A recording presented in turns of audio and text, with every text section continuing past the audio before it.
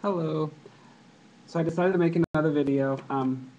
First off, I'd like to say thanks to Lee for the nice response video he made. That was really kind of funny that he wanted to talk about my experiences with the bathroom at AAA, and like I commented on it, my junk is now famous.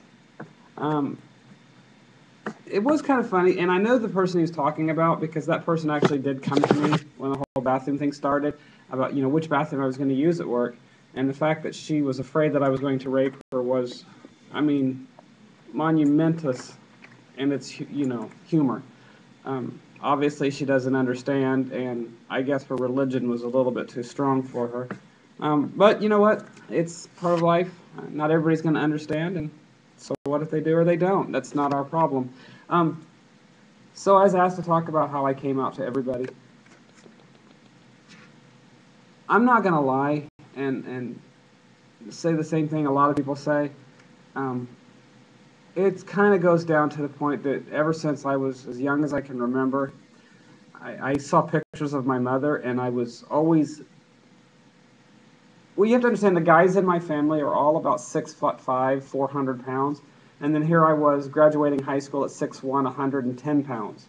I look a lot like my mother. I take after my mother a lot. I love my mother very much, but I was not raised around my mother. I was raised only with my father, and that was a very redneckish, upbringing. Um, I knew from a young age that I was born in the wrong body. That's easy enough to say, and it's as true as it can possibly be. You hear that from a lot of people, and it's absolutely true. I knew I was born in the wrong body. But I remember the first time I ever heard of the term sex change, I had to have been like 7 or 8. Um, and I knew that was, I mean, that right there was like, I knew about sex change, and when I was a kid, I wish I could have done that. I wish that would have been a pill form, just pop a pill, be fixed, done with it, and that's fine. Unfortunately, we know that science fiction isn't real, and that was never going to happen. So, I was brought up to believe that girly behavior was bad. So it was emotionally beaten out of me. Um, that's just the time we grew up in. There's no, I'm not going to say blame this, blame that, blame that. That's just the world we lived in at that time. It wasn't discussed, it wasn't talked about, so we move on. Um, but I always knew. I knew there was something wrong with me. Um, oh, I hate that term. It's not something wrong with me, there was something wrong with my body. But, went on living my life. Moved out of Oklahoma, moved to my grandparents' house, which was a lot better for me, mentally, emotionally, physically. Um, again, not a place that we're going to talk about, transitioning. My grandparents were deeply devout Southern Baptists. I found something else to mask the insecurities, pot. Um, Graduated high school, um, had babies, got married to my first wife. That wasn't a good idea. Hey, she's a good person, I guess, at times. We just, after 15 years, it fell apart brutally. Um, Lived on my own, and I started thinking at that time when I was living by myself because I didn't have the kids at the time that, did I really want to go through a transition this late in life? I was defeated. I just felt like giving up. What was it going to change? I mean, I was never going to be able to do it. It was never going to happen.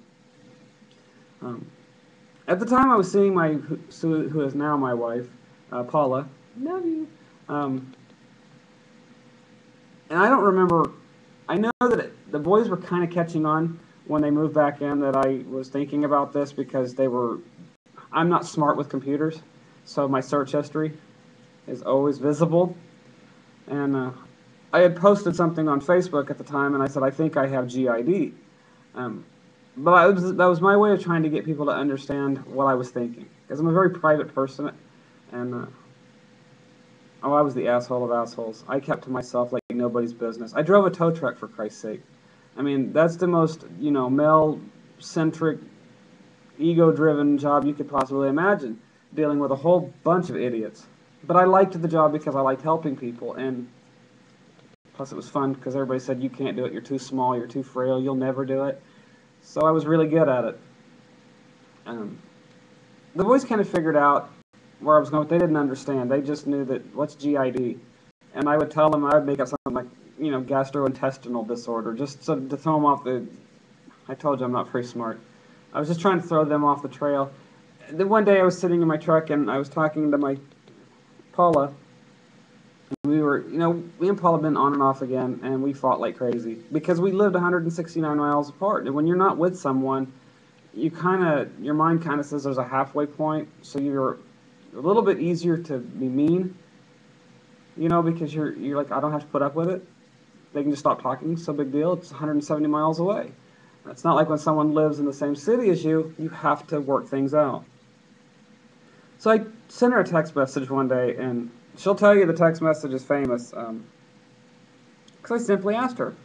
In a text message, I said, if I was a woman, would you become a lesbian? I expected this, are you stupid, what the hell? And I get this message back saying, hell yes. I sent her a response back, guess what? And that's where it happened. She always knew that there was something not, normal as far as guy behavior from me. She always felt I was softer and more feminine, which I'm not feminine, but you know what I mean. Obviously, if you're thinking about transitioning, you feel the same way. So that's how I came out to her, and then she actually, the kids knew, but I had to sit down with them, and I was really surprised. I mean, the time I grew up in, again, I'm 40 years old, so anybody that remembers the 70s and 80s, to mention that you were possibly transgendered or LGB at all was like, here, kick the crap out of me. But bless my kids' hearts, they've always been like that as your generation. Our generation's not like that. And they were very accepting and open, and they were okay with it. My ex-wife was not okay with it. She actually at first tried to use that against the kids to get the kids away from me. And as most of you already know, the kids live with me. But that's how that's how I came out to the family and stuff. And at the time, I was like, I'm going to go stealth. I knew that that's what I wanted to do because I knew that I wasn't going to pass. And passing has always been the most important thing to me. I believe to pass effectively is you don't have to try. I don't want to have to be over girly to make people think, oh, that's a girl. No, I want people just to not think. If they don't think, I've passed. I mean, that's the idea of stealth, correct? Unfortunately, the itty-bitty titty vitamins worked pretty well, and stealth became a non-issue rather quickly. So I had to leave. I had to leave work because the abuse was getting out of hand. So, hence, that's where I told you guys last week about AAA.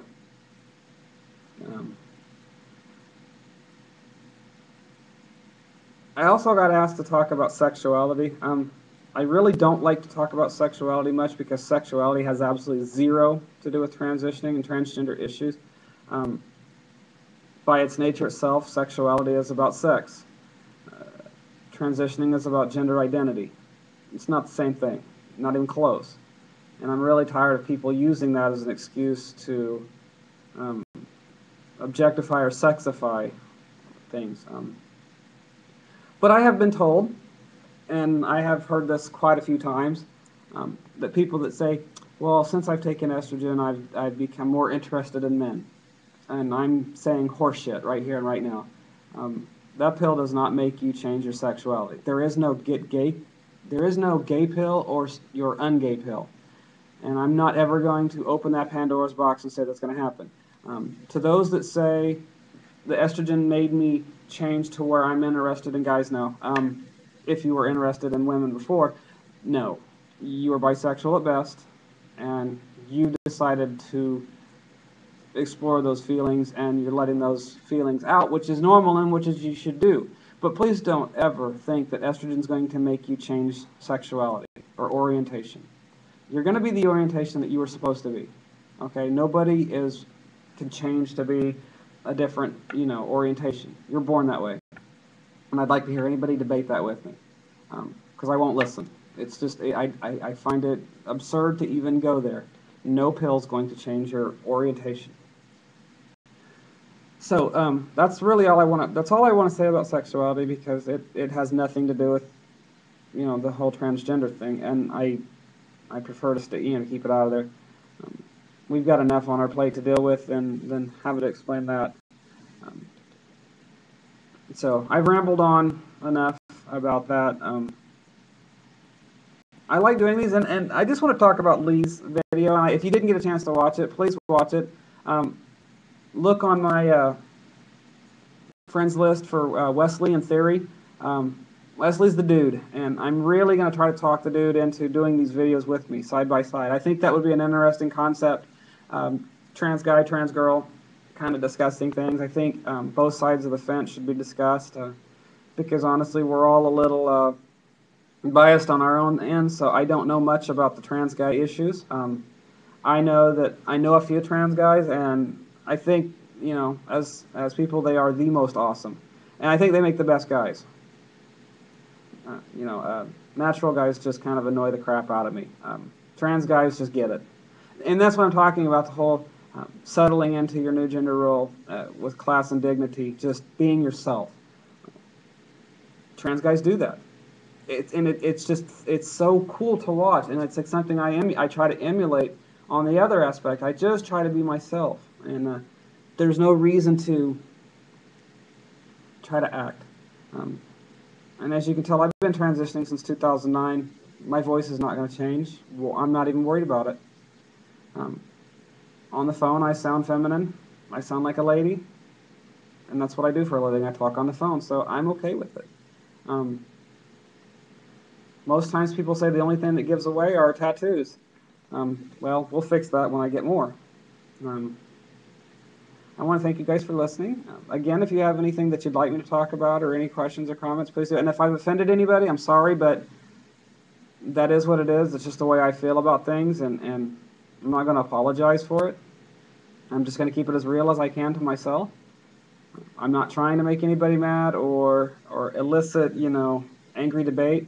It's just the way I think things, and I just wanted to, you know, I wanted people to hear my side of it.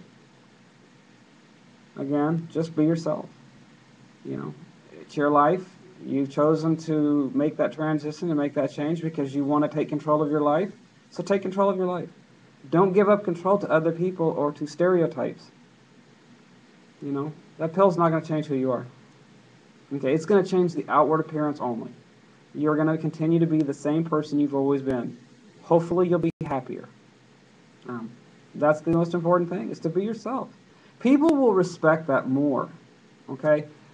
And that's all that matters. So just be yourself, be happy, and yeah, love you. Bye.